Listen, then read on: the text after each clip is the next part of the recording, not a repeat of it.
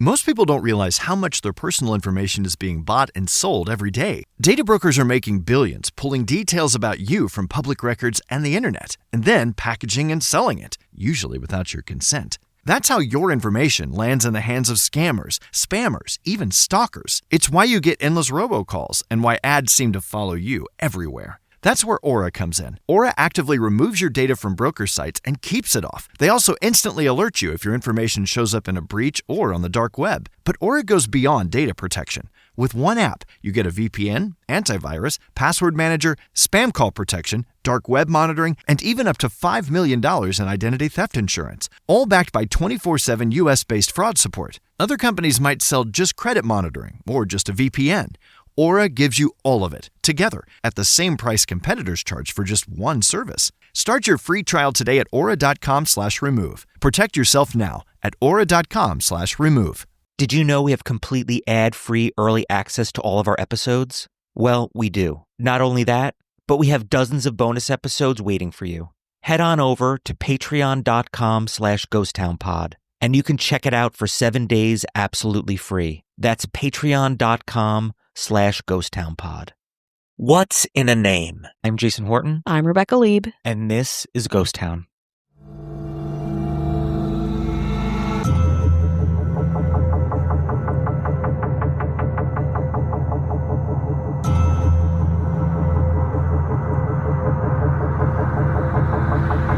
In the summer of 1926, Gladys Pearl Monroe did not know what her future held, only that it would include a daughter, born on June 1st. The 24-year-old film cutter was in a complicated situation, estranged from her husband for 10 months, and having an affair with her superior at RKO Pictures. Not only that, she was clinically depressed, financially insecure, and without family close by, her 2 older children in the custody of her first husband back in Kentucky. But as records show, Monroe made a choice that day, constructing a new life for her and her daughter, beginning with little Norma Jean Mortenson's birth certificate. Norma Jean was the name of a client she liked while cleaning houses back in Kentucky, and Mortenson was the family name of her long-estranged husband, imparting a sense of legitimacy and stability. This document would set the tone for little Norma Jean's life, a complicated bouquet of aspirational, arbitrary, personal, and yet highly constructed. But nobody expected the level of complexity that would manifest when Norma Jean Mortenson transformed into Marilyn Monroe. She would be so much to so many, one of the most successful, most photographed, and most revered icons in modern history, an emblem of sexuality, a dazzling screen goddess, and a tragic figure of Hollywood legend. As we record this episode on what would have been Marilyn's 100th birthday, we remember her beyond the films and the high-profile romances. We remember the gray areas, the mystery, and the inner workings that made her so compelling. Today on Ghost Town, 100 years later, the secret life of Marilyn Monroe. Marilyn Monroe was born at Los Angeles General Hospital in Boyle Heights, Los Angeles, about a mile from where I'm recording this episode right now. She was a proud Angelino who stayed in LA most of her life. Of course, she lived in Brentwood, walking distance from the Beverly Hills Hotel and Betty White's estate, which would be a far cry from her downtown LA roots.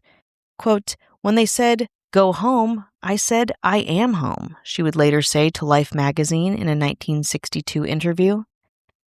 And it's really no surprise Marilyn Monroe was so loyal to her LA roots. It was one of the only constants in her life. Marilyn's story, though, really begins in Los Angeles with Marilyn's mother, Gladys Monroe. Gladys was born into a troubled family that would travel frequently, be out of money, and be subject to the whims of her father's alcoholism. To get out, Gladys married John Newton Baker, a man who owned an apartment building that Gladys's mom managed. At this point, let me emphasize this, Gladys was 14 years old. Baker was 23 and also abusive. Gladys lied on the marriage certificate saying that she was 18 years old. The two eventually had 2 children together, Robert and Bernice. In 1923, Gladys successfully filed for divorce and sole custody of her 2 children, but Baker actually kidnapped their children and took them back to his home state of Kentucky. Gladys, the mother of these children, followed, wanting to be close to her own kids. Soon Baker remarried, however, and let's be honest, Gladys was afraid of him. So, admitting defeat, she went back to California without her children, moving into a shared Silver Lake apartment with a friend named Grace McKee. McKee got Gladys a job cutting negatives for films, and together the two started a new chapter, embracing the roaring 20s, becoming flappers who loved to party, flirt with men, and enjoy the heyday of Hollywood's golden era. Very cinematically, Grace even gave Gladys a makeover, turning her from a, quote, plain Jane brunette into a sassy, fashionable redhead. In all of my research, Gladys is described as beautiful, witty, engaged in life, loving and emulating film stars like Norma Talmadge and Jean Harlow. You can sense, perhaps, how a woman like Marilyn Monroe could come from a woman like Gladys Monroe. But I'm getting ahead of myself. In 1925, McKee got married, and so did Gladys, to a man named Martin Edward Mortensen, a 27-year-old meterman for the Southern California Gas Company. Gladys was initially attracted, among other things, to Mortensen's innate normcore nature. But of course, being Gladys Monroe, she quickly bored of her marriage. So what or who attracted her attention instead? An interesting man, but not in a good way. Charles Gifford was Gladys's recently separated boss, a film salesman at RKO Pictures, a self-proclaimed womanizer with what his biographers cite as a pretty bad addiction to narcotics. And yet, the two began an affair in 1925. Gladys and Mortensen, just to emphasize, had been separated for months. Gladys was actively dating other people, but she had been enamored with Gifford from the get-go. Nearly 10 months after her separation began, and into dating Gifford and perhaps others, Gladys found out she was pregnant. Though Mortensen made many attempts to win Gladys back, ultimately the two divorced on August 15, 1928. Years later, and after she tried to give it a good college go with Griffith. But also after the birth of her daughter, Norma Jean.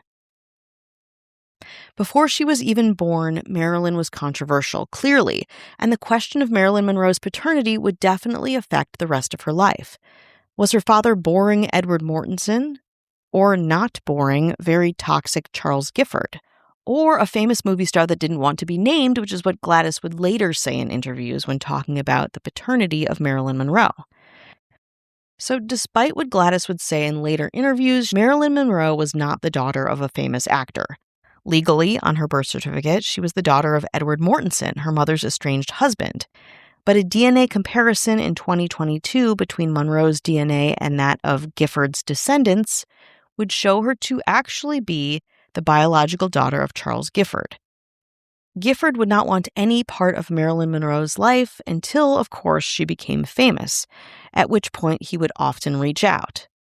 Marilyn, however, was over it and would later say it was too late for them to foster any type of relationship.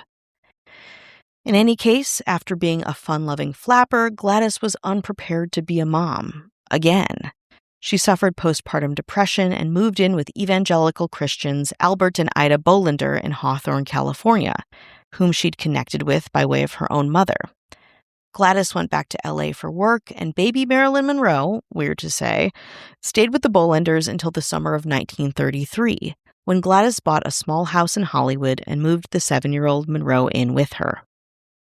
Marilyn Monroe would always feel conflicted about her mother's care, or lack thereof. According to the biography The Passion and the Paradox by Lois Banner, quote, "The problem for Norma Jean was that she saw Gladys in too many negative moods and situations not to be troubled by her. She often would call her mother, quote, the woman with the red hair, which kind of tells you everything." Personally, I found Marilyn Monroe's mother to be almost as complicated as Marilyn Monroe herself, or at least as far as my research shows. During these years, these times in Hollywood where she was trying to be a mother, provide for her daughter, get in touch with her existing children, she was dealing with so much on her own, including her own mother's manic depressive psychosis and subsequent death, her own brother's disappearance and assumed death, and all of the machinations of Hollywood. These are all probably subjects for a whole other podcast, but let's just say she had a lot going on. Oddly enough, Gladys Monroe was also a hero. On October 24th, 1929, a fire broke out at the Consolidated Film Industry where she worked, gutting the building and destroying millions of films. Monroe is credited with saving lives when she escorted women out of the editing studio to safety. But unfortunately, the mental illness that plagued Marilyn Monroe's lineage was prevalent and damaging. In January 1934, Gladys had a mental breakdown and was diagnosed with paranoid schizophrenia. At that point onward, Gladys spent the rest of her life in and out of hospitals and was rarely in contact with her daughter.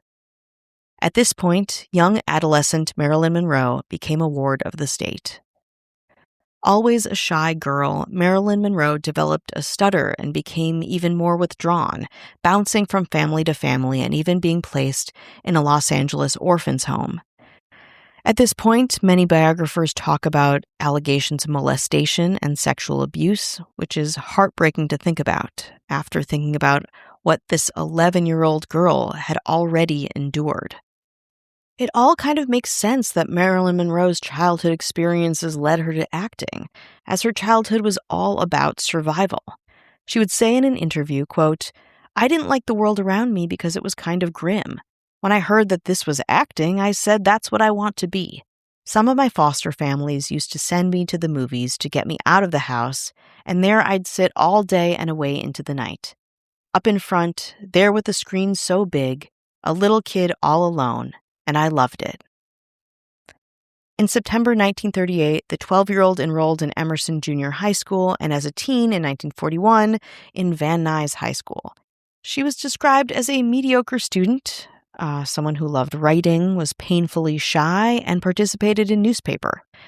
Now, I saw a photo of her high school photo, in the Academy Museum's exhibition about Marilyn Monroe, and she looks so young, so wholesome. She really is, at this point, like such a piece of Americana in a completely different way. I will post this on our Instagram, but it's really kind of adorable. In 1942, the family she was staying with decided to relocate to West Virginia, and California child protection laws prevented Monroe from going. Faced with returning to an orphanage, the 15-year-old decided to leave high school and marry her neighbor, a factory worker named James Doherty, who was 5 years her senior. The marriage took place just after her 16th birthday on June 19, 1942. Monroe immediately found herself, quote, dying of boredom with Doherty, but did what she had to do. Sound familiar? In April 1944, Doherty was shipped out to the Pacific. Of course, it was World War II, where he stayed for 2 years. Now, Monroe was an adult, legally, living alone, working at a munitions factory in Van Nuys. Glamorous, right? In late 1944, she met a photographer working in the U.S. Army who had been sent to the factory to shoot some morale-boosting pictures of female workers. It was a different time. Though shockingly her pictures were not used, in August 1945, Monroe signed a modeling contract with the Blue Book Modeling Agency. The agency deemed Monroe's figure more suitable for pinup than high fashion modeling and amped up her sex appeal, straightening her naturally curly brown hair and dyeing it a platinum blonde.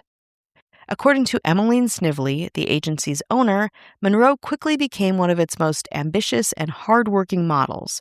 By early 1946, she had appeared on 33 magazine covers. From there, Monroe snagged a screen test with 20th Century Fox, and from there, she received a 6-month contract. I did not know this, but 20th Century Fox even selected Marilyn Monroe's iconic name for her. The first name, Marilyn, because she reminded executives of a Broadway star named Marilyn Miller. And, in a strange full circle, they liked Marilyn Monroe's mother's maiden name.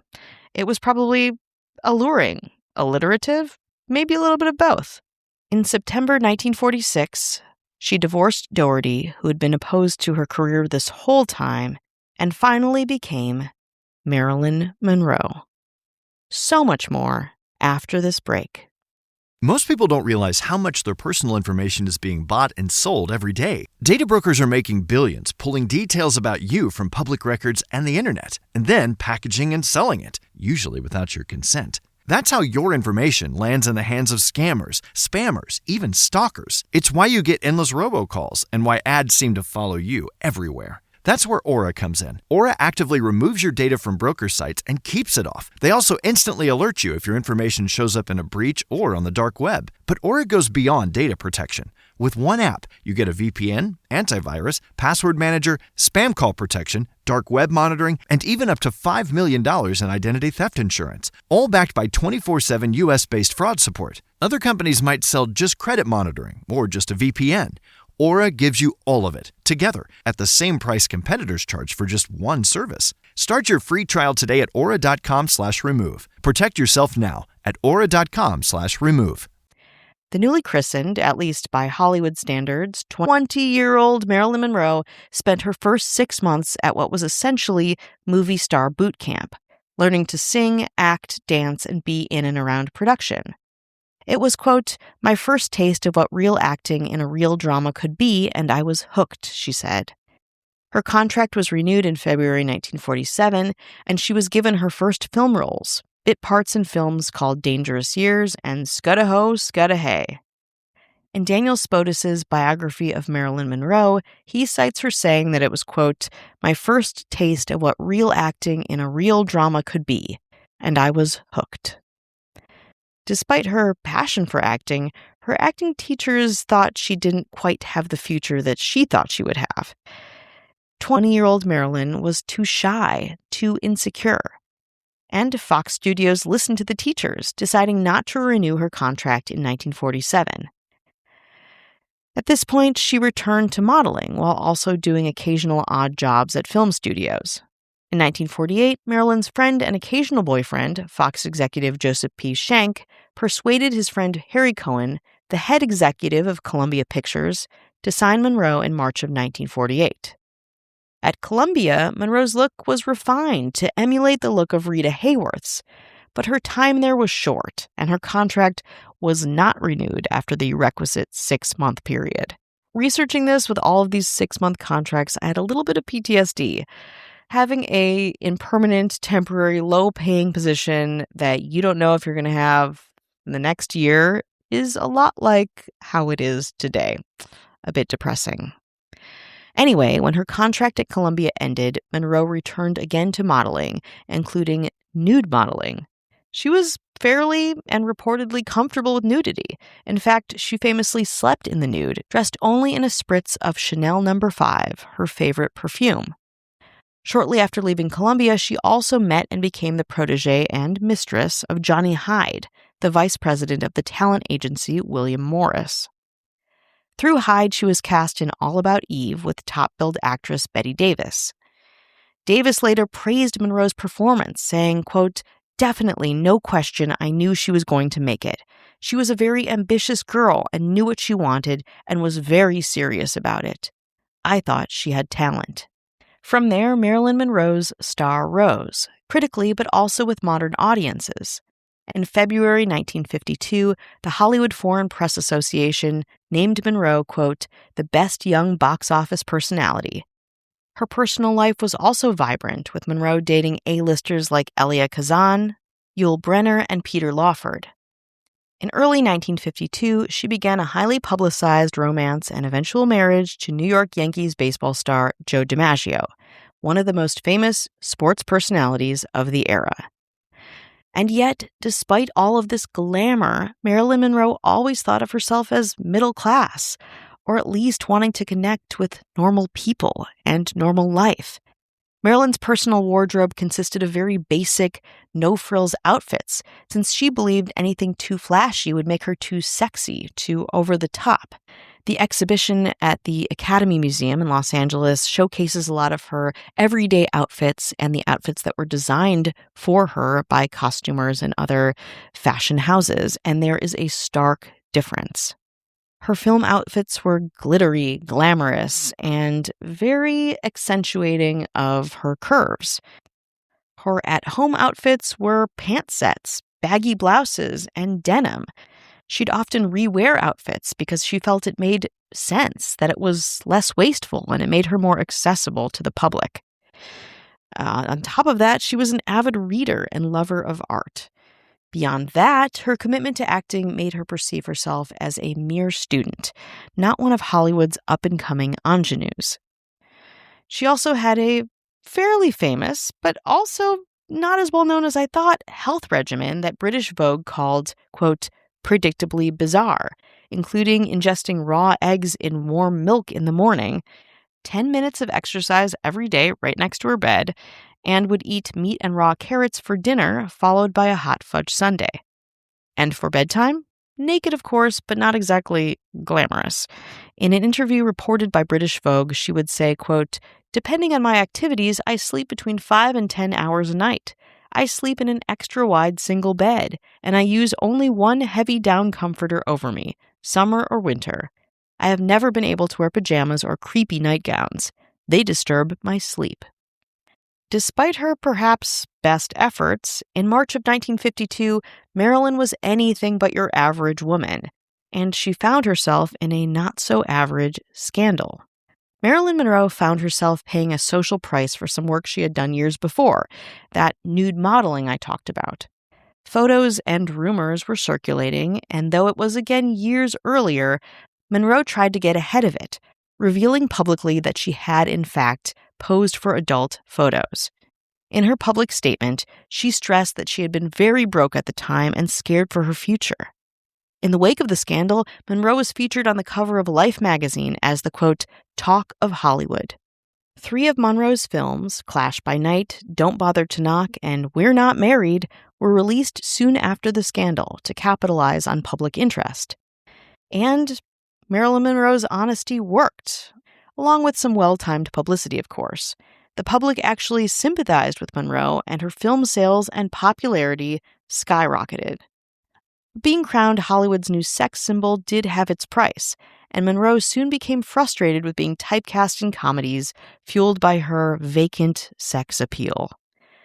And yet, Monroe also fueled that fire, participating in sexy publicity stunts and hinting to gossip rags pieces of intimate information, including that she usually wore no underwear. While her behavior seemed like a paradox, and in some ways it was, it makes sense to me. In these contexts, photos, interviews, publicity, Marilyn Monroe was in control. She was in control of how she was perceived, in control of the information that was disseminated, in control of herself and her image, and much of the information that surrounded it. Not so on her films, and the perfectionistic Monroe began to struggle on set with this fact. She became more erratic at work, with a reputation that she was late, difficult, insecure, and unprepared. She often depended on her acting coaches to feel confident and know her lines. According to biographer Donald Spoto, Monroe's problems have been attributed to a combination of perfectionism, low self-esteem, and stage fright. But it wouldn't be fair if we didn't mention the sexism that was prevalent at the time, both on and off screen. Sexism that victimized women on every rung of the ladder. Biographer Lois Banner said that Marilyn Monroe was bullied by many of her male directors, and that's not even everyone else, including the actors. While working on Some Like It Hot, much later in 1958, a technician would ask co-star Tony Curtis what it was like to kiss Marilyn Monroe. Curtis responded, quote, "It's like kissing Hitler." In subsequent years, Curtis clarified his statement as being reactive to Monroe's lateness and struggles on set, but still, what an asshole, right? Fuck you, Tony Curtis. In any case, to alleviate her anxiety and chronic insomnia, in the early 1950s, Marilyn began using barbiturates, amphetamines, and alcohol, which of course didn't help. And yet, in 1953, we get some of her most iconic performances, including the performance Diamonds Are a Girl's Best Friend from the 1953 satirical music comedy Gentlemen Prefer Blondes, and 1954's The 7-Year Itch, directed by Billy Wilder, whose publicity photos defined Marilyn Monroe's image. You know them: the white dress, the New York subway grate. The shoot attracted nearly 2,000 spectators at the time and helped make The 7-Year Itch become one of the biggest commercial successes of 1955. The publicity stunt, of course, made Marilyn Monroe even more famous, but it also marked the end of her abusive and controlling relationship with Joe DiMaggio. After the shoot, Marilyn Monroe returned to LA a free and single woman at the top of her game. While the next era of her life would be characterized as tragic and tumultuous, in 1955, she would go on to do something revolutionary, not just for her, but for the film industry as a whole. On the next episode of Ghost Town, we'll talk about the last 6 years of Marilyn Monroe's life, her death, and her enduring legacy.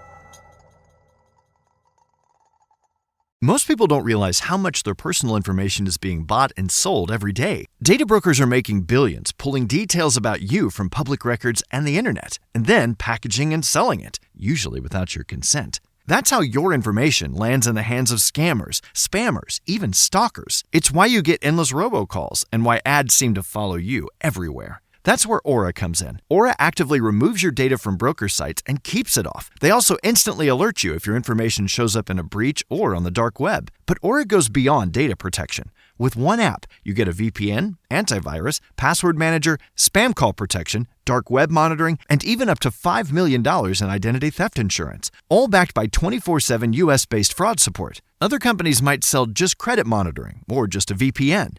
Aura gives you all of it, together, at the same price competitors charge for just one service. Start your free trial today at aura.com/remove. Protect yourself now at aura.com/remove.